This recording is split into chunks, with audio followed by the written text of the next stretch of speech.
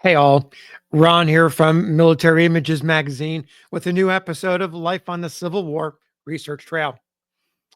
Today I want to talk about the man pictured here, James Albert Hard of the 32nd New York Infantry. He was not the longest lived Civil War veteran. That honor fell to Albert Henry Woolson of the 1st Minnesota Heavy Artillery, but Hard was the second oldest surviving Civil War soldier, North or South, and he could rightfully claim the honor of being the longest lived soldier who saw combat. Here's a story.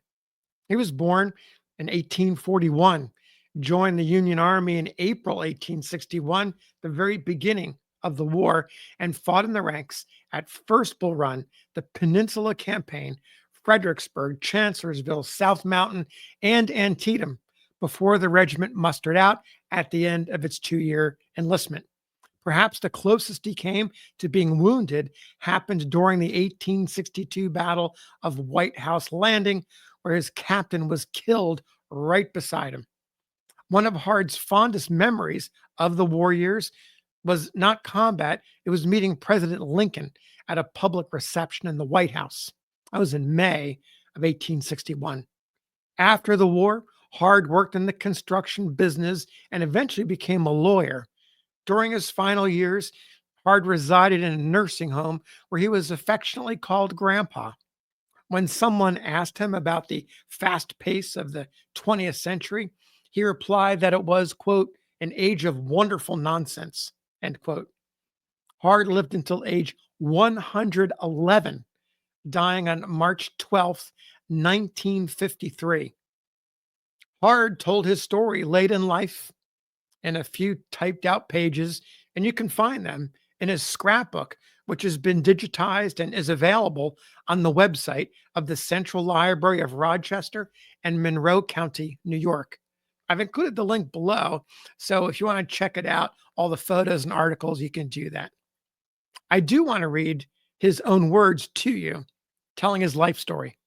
Before I begin, listen for mentions of President Lincoln and Elmer E. Ellsworth, the famed commander of the U.S. Zouave cadets before the war, and the colonel of the 11th New York Infantry, who suffered death at Alexandria, Virginia, at the Marshall House Tavern in May of 1861. So here's Hard's story in his own words.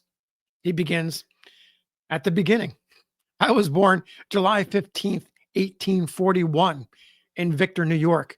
That seems a long time ago, I suppose, but time goes real quickly, even if you live as long as I have.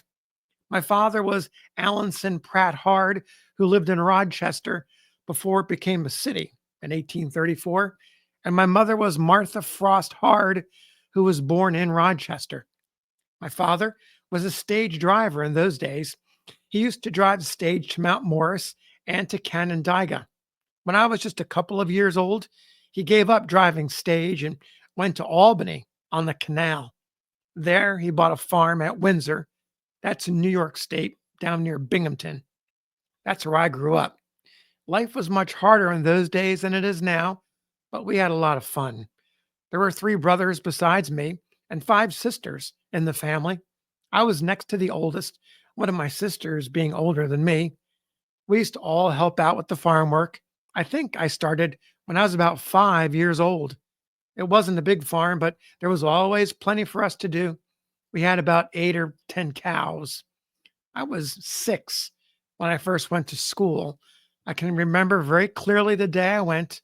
My mother dressed me up one day without telling me why. I asked her and she said, "Son, you're going to school to learn your ABCs." I well remember the teacher that taught us. He took quite an interest in me and he used to let me sit up on his lap while he taught the class. But I never did go to school full term. There was always work to do on the farm, and my father used to send us out to help the neighbors when they needed us.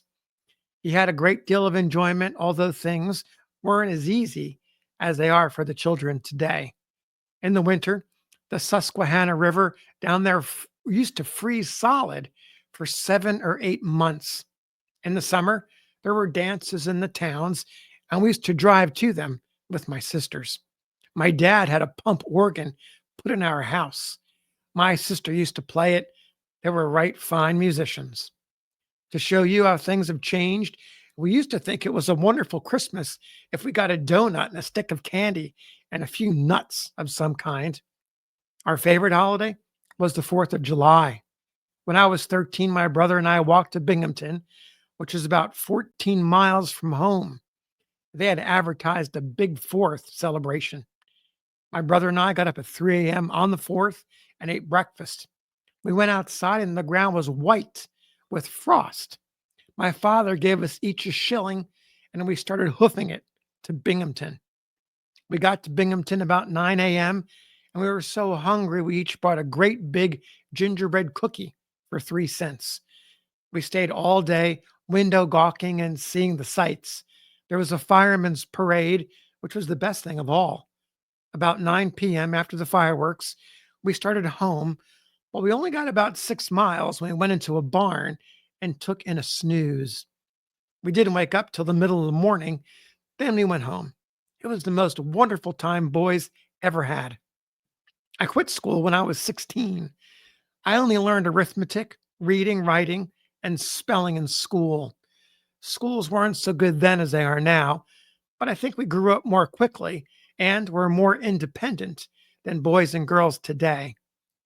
I enlisted in the Army April 18th, 1861. I was working at a sawmill at Jordan, that's down near Syracuse. One day, a lot of fellows came by in a wagon.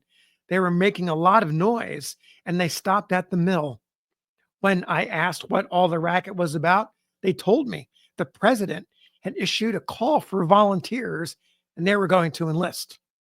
Well, I joined them and we all went down to Dryden in Tompkins County and enlisted in the 32nd New York Volunteers for 2 years. The company stayed there in Dryden for a few weeks. We didn't have any uniforms, but we did what drilling we could. Then we got on railroad cars and went to Staten Island and then to Washington. We rode in freight cars. It was hot and dirty in the day and cold at night. We stayed in Washington several weeks. It was then that I met President Lincoln the first time. It was in May 1861 at a reception in the Blue Room in the White House.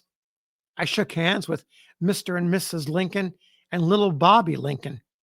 We hadn't got our uniforms yet, and Mr. Lincoln said, "Son, you look as if you'd make a good soldier. Why don't you join up?" I explained to him I was in the Army, and I don't remember what he said, but he gave me a smile I always remembered. Whenever he spoke to anyone, he had a wonderful smile. And he gave me a handshake with a grip that nearly crushed my hand. I thought his hand was as big as a ham. It took mine right out of sight. I remember looking around the White House. There was a guard in every room, but they let me see all I wanted because I had a military pass. In June, I think it was, a rebel shot one of our colonels in Alexandria. He actually got the date wrong. It was May. The colonel's name was Ellsworth. They were afraid there might be riots in Alexandria, as there were a lot of secesh living there. So we were sent over to keep things in hand. We stayed there all through June and July and just before the Battle of Bull Run. We lived in big tents, which had 8 or 10 bunks in them. The weather was pretty good and we didn't have such a bad time. That was before the fighting started.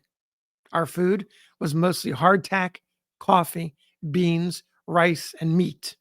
They told us the meat was salt beef or salt pork, but we called it salt horse. I knew the ribs in the meat weren't beef or pork ribs. I can still taste the beans we had. They were big white beans. A lot of the time, they weren't cooked so good and they were tough, I can tell you. When we wanted something good to eat or some tobacco, we'd go to the sutlers. They used to have wagons or shacks near the camps to sell things. I got passes now and then, and I used to go to Washington. I got to know the city very well. It was quite exciting with a lot of soldiers around and a lot of goings on. The discipline in camp was pretty strong, a lot more than it is in armies nowadays. They used to punish deserters by hanging them by their thumbs or making them ride barrels. The only time I got punished was one day when the order sergeant was imposing on me, and I said something to him. Well, I got sent to the guardhouse. The guard said to go out and pick up a rail and march around with it on my shoulder. I picked up the smallest rail I could find, but the guard picked up a heavier one and said, "Here, I'll trade you." I had to carry the rail around until the officer of the day came along. He said the sergeant was wrong, but that I shouldn't have talked back to him. Then he sent me back to my quarters. And so there you have the story of James Hard of the 32nd New York Infantry. Notice he didn't reveal any of his wartime stories, but talked a lot around all of the incidents, meeting the Lincolns and what the food was like in punishment in camp and the excitement of Washington, D.C. So thanks for listening. We'll see you on the next episode of Life on the Civil War Research Trail.